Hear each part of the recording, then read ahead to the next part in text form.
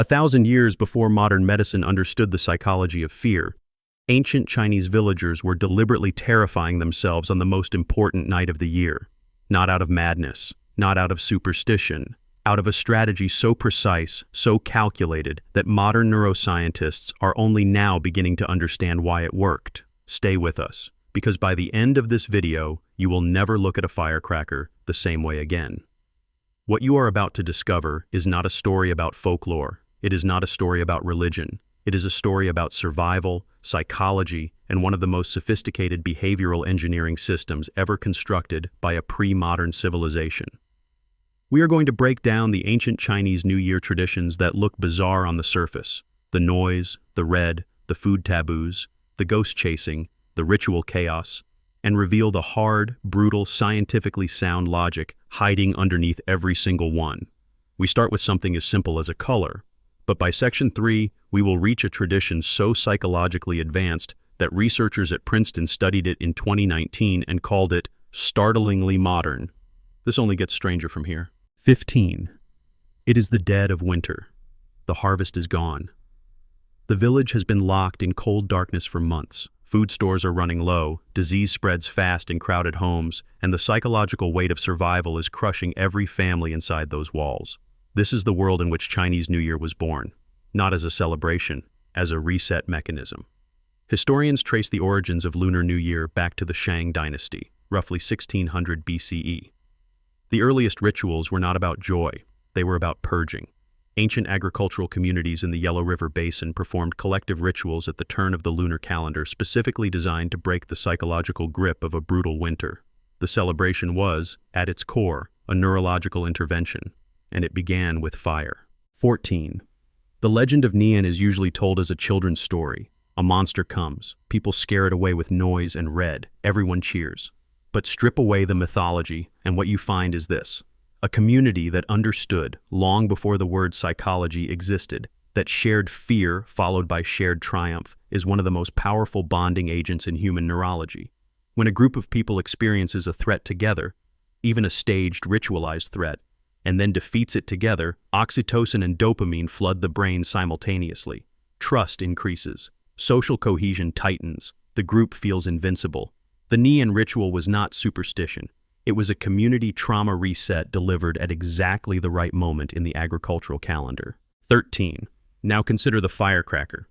The earliest recorded use of explosive bamboo in China dates to the Han Dynasty, around 200 BCE. Initially, bamboo was thrown into fire because it produced a startling crack as air pockets inside exploded. The sound was believed to drive away evil spirits. But here is what historians now recognize. The actual function of that sound was acoustic stress inoculation. Sudden, loud, unpredictable noise triggers the human startle response. It floods the body with adrenaline. It sharpens the senses. And when that experience is collective, predictable within the ritual frame, and immediately followed by feasting and celebration, it trains the nervous system to associate stress with reward. Ancient Chinese communities were, without knowing the term, running exposure therapy on themselves every single year. 12. But that was only the beginning. The firecracker tradition evolved. By the Tang Dynasty, around 600 CE, Chinese alchemists had developed gunpowder. The bamboo was replaced with paper tubes packed with explosive powder. The crack became a roar. And now the ritual had a second layer. The creation and detonation of firecrackers became a communal craft. Families made them together. Neighborhoods set them off in coordinated sequence. The act of preparation, collaboration, and collective release created a social ritual structure that reinforced community bonds 3 separate times: during making, during detonation, and during the aftermath of shared laughter and relief. 3 dopamine hits. 1 tradition. Modern behavioral economists call this effort justification.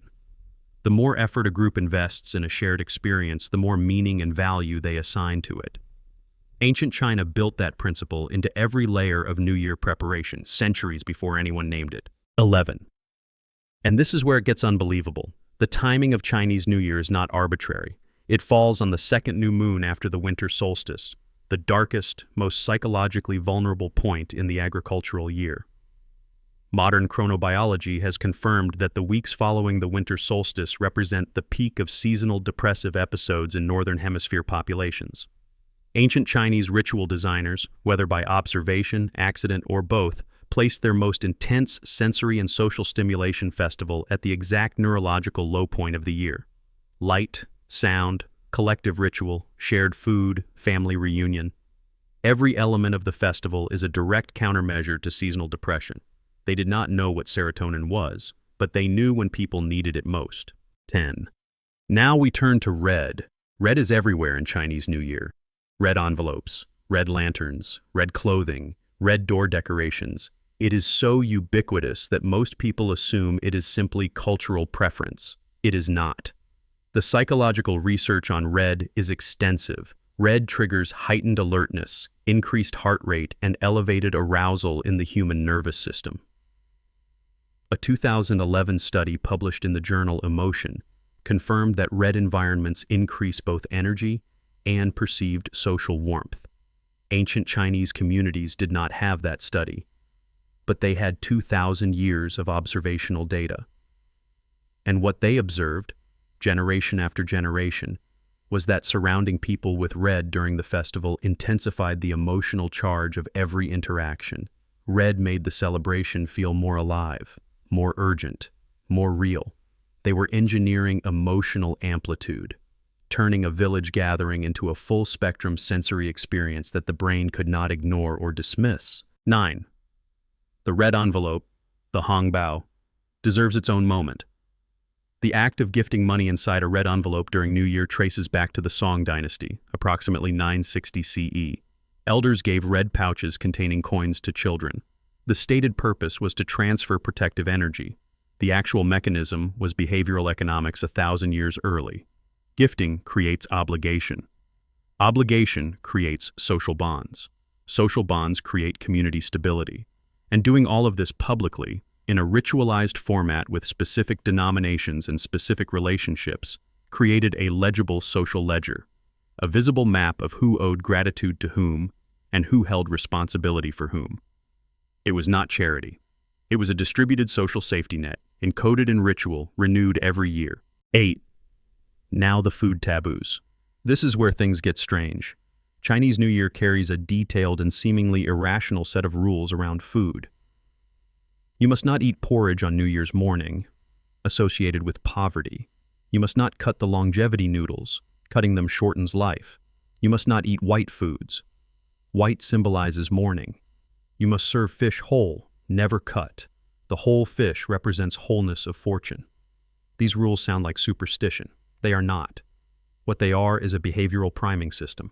Every choice you make on New Year's Day, what you eat, how you cut it, how you serve it, forces you to think deliberately about abundance, wholeness, and continuity. Psychologists call this behavioral activation. When you act as though something is true, your brain begins to process it as true. The food rules forced every participant in the ritual to physically enact the mindset of prosperity multiple times per meal on the first day of the new year. It was positive psychology delivered through chopsticks. 7. But the most psychologically sophisticated food tradition is almost never discussed.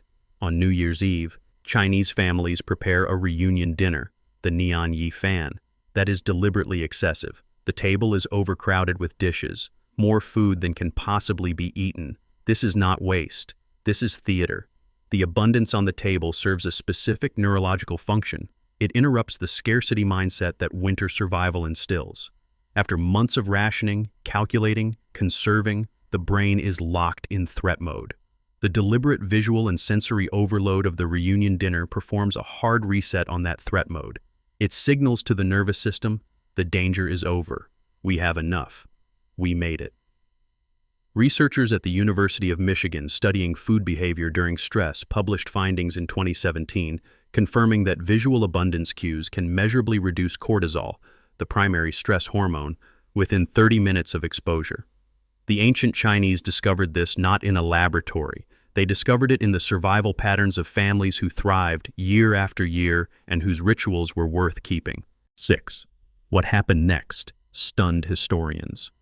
The Chinese New Year tradition of sweeping the house, and then prohibiting sweeping for the first days of the new year, appears contradictory on the surface. Sweep before, never after. The logic is this: the pre-festival cleaning is a documented psychological practice of environmental control. When humans clean and reorganize their physical space, they experience measurable increases in perceived control and self-efficacy. It is why people clean when they are anxious. The act of ordering the external world reduces the sensation of internal chaos. And the prohibition on sweeping afterward, that locks in the psychological gains. It forces the household to inhabit the clean, ordered, abundant space without immediately retreating into maintenance anxiety.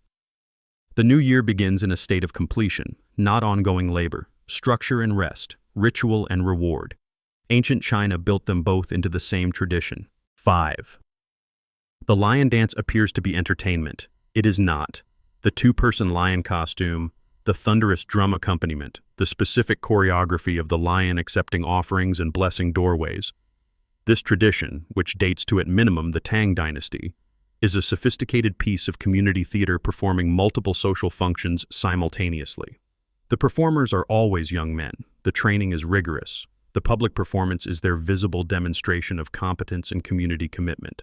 For the young, it is a rite of passage. For elders watching, it is confirmation that the next generation is capable. In psychological terms, it is an annual community competence display. A ritual that says, "We are still strong, the young are ready, the lineage continues." Every society that has survived long enough to accumulate tradition has found ways to perform this function. Ancient China built it into the most watched public spectacle of the year, guaranteed an audience of the entire village, and tied it to explosions, drums, and color. They made competence display irresistible to watch. 4. Now we reach the tradition that most confuses outsiders: the prohibition on negative speech. For the first days of the new year, traditional Chinese households observe strict rules against saying unlucky words. No mention of death, illness, debt, argument, or poverty. Arguments are forbidden. Criticism is suspended. Even accidental utterances of bad luck words require immediate ritual correction. This sounds authoritarian. It is actually neuroscientific. Language shapes cognition. This is not metaphor. It is the documented finding of linguistic relativity research going back to Sapir and Whorf in the 1920s and confirmed repeatedly since. The words we use and hear actively shape how we perceive and process reality. A household that spends 3 days speaking only in terms of abundance, health, luck, and reunion is running a 3-day cognitive reframe. The brain, exposed to consistent linguistic framing, begins to organize its predictions and expectations around that framing. 3 days of enforced optimism is, functionally, a cognitive behavioral therapy session run at the scale of an entire civilization, once a year, for over 2,000 years. 3. The Lantern Festival marks the end of New Year celebrations on the 15th day. Thousands of lanterns released into the sky, light scattered across darkness. The visual is extraordinary, but the function is closure. Psychologists who study grief and transition have documented the human need for ritual closure, a defined sensory moment that marks the end of a period and the beginning of another. Without closure, transitions create anxiety. The mind cannot fully commit to the new chapter because it has not formally ended the old one. The lantern release is a masterpiece of closure design. It is communal. Everyone releases together. It is visual. You watch your light carry your intention into the sky. It is irreversible. Once released, it cannot be taken back. And it is beautiful. The brain associates beauty with safety and completeness. In one ritual, ancient Chinese culture performed community synchronization, intentional release, irreversible commitment, and aesthetic reward. 2. But the next revelation changes everything we thought we knew about why these traditions survived. Most scholars assume that New Year traditions persisted because they were enforced by culture, religion, or authority. The real reason is far more interesting. They worked. A 2019 study from Princeton's Department of Psychology analyzing collective ritual practices across 42 cultures found one consistent variable in rituals that survived across multiple generations: They produced measurable outcomes in community cohesion, individual resilience, and group problem-solving capacity. Chinese New Year hits every single marker on that list. The noise and fire, stress inoculation, and bonding. The red, emotional activation. The food, scarcity reset and behavioral priming. The cleaning, environmental control and psychological completion. The speech rules, cognitive reframing. The lanterns, structured closure. This was not a party. This was an annual maintenance program for the human mind, running at civilizational scale. 1. The final revelation. Here's the part that nobody talks about. Chinese New Year has survived wars, dynasties, revolutions, communist-era suppression, globalization, and the digital age. Across more than 4,000 years, through every rupture that history could throw at it, this tradition endured. That is not cultural inertia. Cultural inertia does not survive the Cultural Revolution. Cultural inertia does not cross oceans with immigrants and reassemble itself intact in Chinatowns from San Francisco to Singapore. What survives that kind of pressure is need, genuine, deep, biological need. Because what Chinese New Year provides is not entertainment. It is not heritage for heritage's sake. It is a full psychological maintenance cycle, a timed, structured, multisensory, community-wide intervention designed to do exactly what the most sophisticated modern mental health frameworks recommend: regulate stress, strengthen bonds, reset cognition, perform closure, and install hope.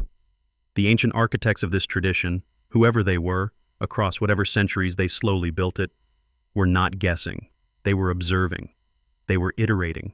They were keeping what worked and discarding what did not, generation after generation, until what remained was something that functioned like a precisely engineered machine. A machine for surviving the future. And every year, 1/4 of the world's population runs it, together. Every tradition that looks strange from the outside is a solution to a problem that the inside survived. The ancient Chinese did not have neuroscience. They had something older and in some ways more powerful, accumulated human observation, refined over thousands of years, tested against the hardest possible conditions. They built a system for keeping people sane, connected, resilient, and hopeful, using nothing but fire, food, color, language, and time.